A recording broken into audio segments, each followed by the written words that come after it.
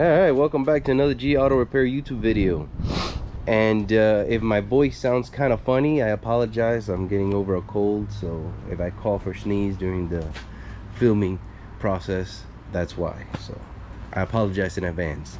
Anywho, we got a 2000 Toyota 4Runner, and the customer states that they have absolutely no brakes.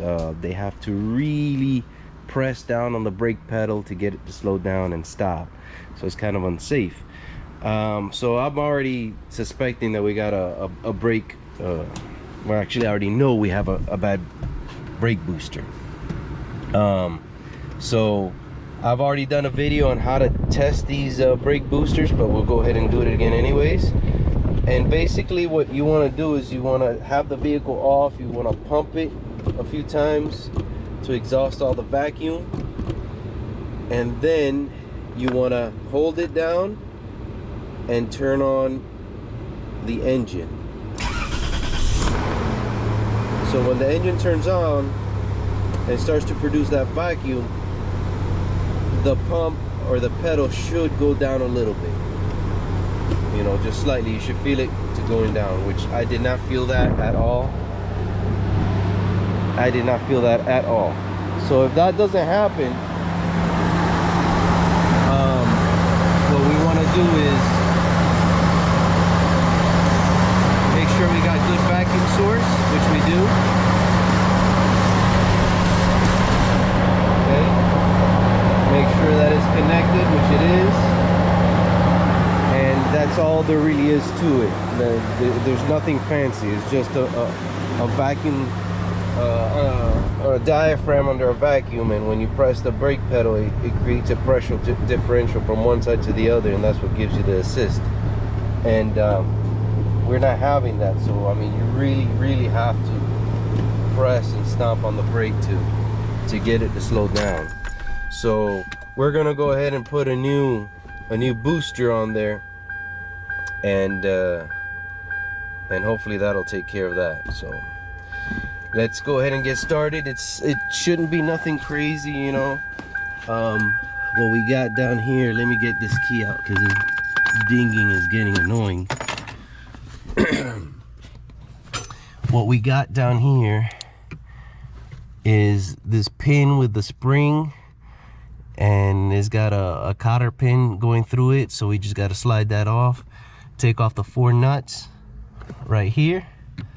There's 4 that bolted onto the firewall, and then up front we just gotta separate the master cylinder, take off this vacuum hose, which is already kind of loose, and it should slide right on out. Now the only thing that should be in the way, hopefully, is the master cylinder, so we got to be careful.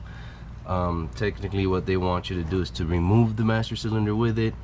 Most of the time you don't have to. Most of the time. Sometimes you do, because it's like literally hard to get past, but sometimes you can just loosen it and pull the master cylinder forward. You know, you're gonna have to kind of fight the lines a little bit, but you got to be delicate, make sure you don't break a line or something like that, and then you're really in trouble.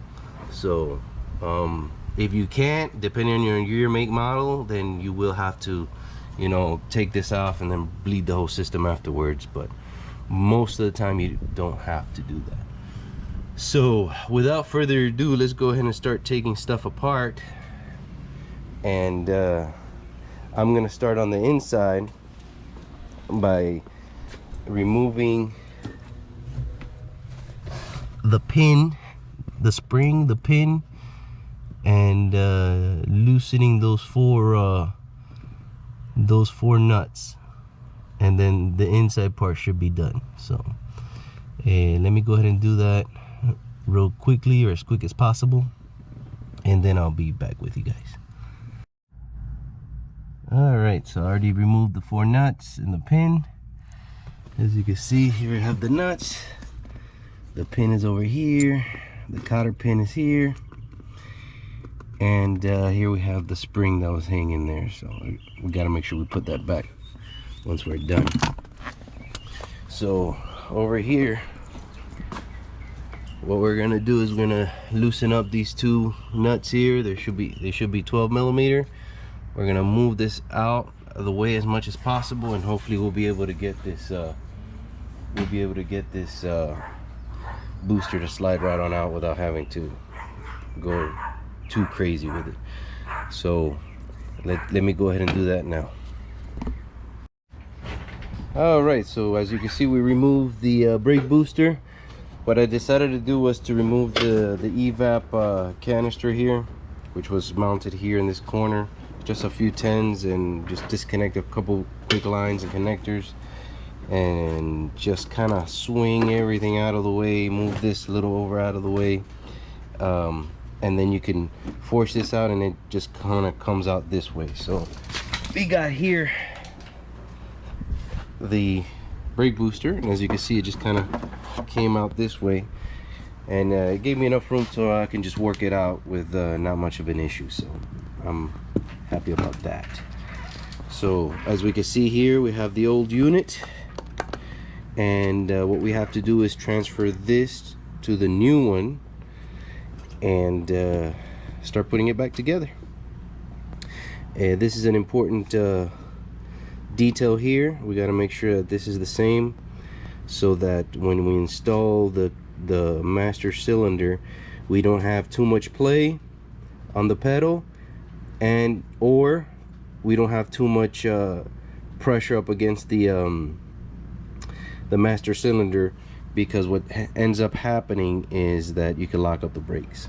So had that happen to me one time, and it was off by maybe a millimeter, and that's all it took to give me issues. So just keep that in mind. So let me go ahead and transfer this stuff over, and we could do these final adjustments inside the car. It's not a big deal. So alrighty, so it's already somewhat in. It's not tightened down, it's just kind of preset there. I gotta tighten everything down, but as you can see, I had to make a little gasket of this gasket making material there, because this one has seen better days. So I decided to. Some brake boosters actually, if you don't, they have an O-ring or a gasket or something like that, and sometimes if you don't put that in there the right way, it will leak vacuum and you have issues. Not all units are like that, but some are. So I decided to just go ahead. It came with a gasket, so I'm gonna put a gasket. So I just made my own, and put it in there. So that should take care of that. That's about it. I mean, I'm ready to tighten everything down, and hopefully everything will be golden. So if you give me a few more minutes, let me go ahead and tighten everything down, reverse order the way I took it out, and we'll see what happens. All right, so we're back. We already secured everything, tightened everything, put everything back, and now's the moment of truth. So we are going to go ahead and start up the vehicle and see how the brakes feel. So yes, I definitely feel the difference now. Now we're gonna put this in reverse. All right, there we go. We got brakes now. We got brakes. Put it in drive. Yes, you can definitely stop. So let's redo the test now, so you guys can hopefully see the difference. I don't know if you can. I can feel it for sure. So we're gonna go ahead and exhaust all the vacuum that's inside the booster. Okay, so we're gonna press and hold down the brake, and you should see it drop a little bit. There you go. See how the pedal goes down. All right, let's try that again. Give you guys a closer look. Hopefully you can see this. Okay, so I am holding down. I'm trying to get the light and the camera on the same angle. There we go. Holding it down, holding the brake pedal down, and I'm starting the engine. Watch my foot. Okay. and that's how you test a brake booster. It's really nothing to it. It's short, sweet, to the point. It's just dangerous when you're driving down the road and you go to hit the brake and all of a sudden you don't have brakes. You're used to that soft pedal and all of a sudden now it's hard, so it gives you the illusion that you don't have brakes. The brakes are there, it's just you don't have that assist to apply them, and that's what you're noticing. That's why you say, oh, I have no brakes. That's because you stomp on the brakes and you're used to that soft pedal, and now all of a sudden you gotta really squeeze down on it to slow the car down, and it seems like it doesn't want to stop. So the brakes are there, they haven't gone nowhere. It's just the power assist or the brake booster quit working. Why they quit working? Well, internal parts go bad. Like I said, it's just a really big diaphragm. So sometimes the diaphragm gets punctured. Sometimes they start leaking, and depending on where it fails and how bad it is, sometimes you can hear it. When you apply the brake, you hear this really loud hissing, shh, like it's sucking air. It may even affect engine performance. You may even feel that the engine wants to stumble when you apply the brakes. If you feel that, then you know you have a ruptured diaphragm or something inside the brake booster that's allowing atmospheric air pressure to enter through the diaphragm and be sucked up by the engine's vacuum.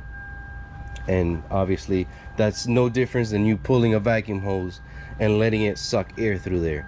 It's gonna cause the same symptom. The engine's gonna want to stumble and maybe even try to shut off on you.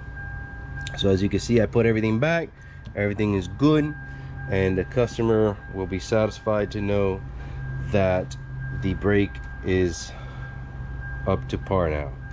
So he does still have other issues in the rear, you know, he's got to take care of. He's been knowing about that for a couple months now. He's got a leaky axle seal on this side here, so he's got to take care of that. And we did the front brakes not too long ago, so he's got new brakes in the front. They were really bad, and he needs to fix that because he's got a leaky seal back here. But now all of a sudden the brake booster went bad, so he had to bring it in for that.